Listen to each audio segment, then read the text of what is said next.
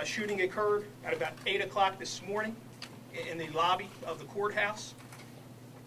A lone gunman, approximately, he's a white male, approximately 50 to 60 years old. Initially, we told you 20 to 30, but we can tell you this time the gunman is 50 to 60-year-old white male. He entered that lobby area and exchanged gunfire, opened fire, exchanged gunfire with the Capitol police officers in there. The casualties that we had 2 females that were killed in that gunfire. Again, we're still investigating the determination of where those shots came from. The gunman is dead. He's dead in the lobby there. I can give you that. In the exchange of gunfires, 2 Capitol police officers were shot, but I can tell you that they are non-life-threatening injuries.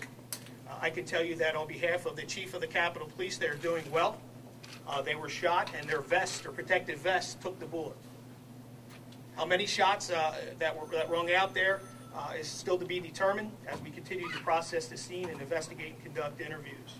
So they are at a local hospital, both officers, and they're doing well. To give you some background information on those officers, one is a 50-year-old officer, male, and he served for less than a year with the county police or Capitol Police Department. And the other officer, a 42-year-old male, has been on the Capitol Police Department for 7 years. And again, fortunately, their protective vests saved them, and they're in good condition. Our special ops teams have swept the perimeters, swept every floor of all 12 floors of that courthouse.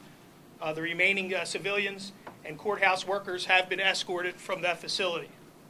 So that facility is empty at this time, except for the investigators that continue to process the evidence at the crime scene.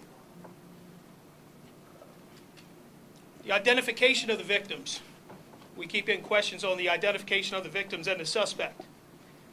They'll be released pending the positive identification made by the medical examiner's office and proper notification to the next of kin.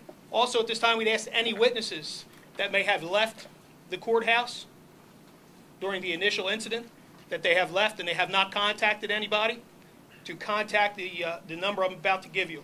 It's 302-834-2620, extension 0. This was not, I reiterate, not a random act of violence. Preliminarily, this was the result of a custody dispute that has lasted in our court system for several years. It is an ongoing investigation. As we speak, there are investigators around the state investigating this, what happened. And so I hope you can bear with us as we do our job. As the Secretary does his job, as the Colonel does his job, and each of the various law enforcement agencies, especially the Chief of Capitol Police, does their job in getting to the bottom of exactly what transpired this morning.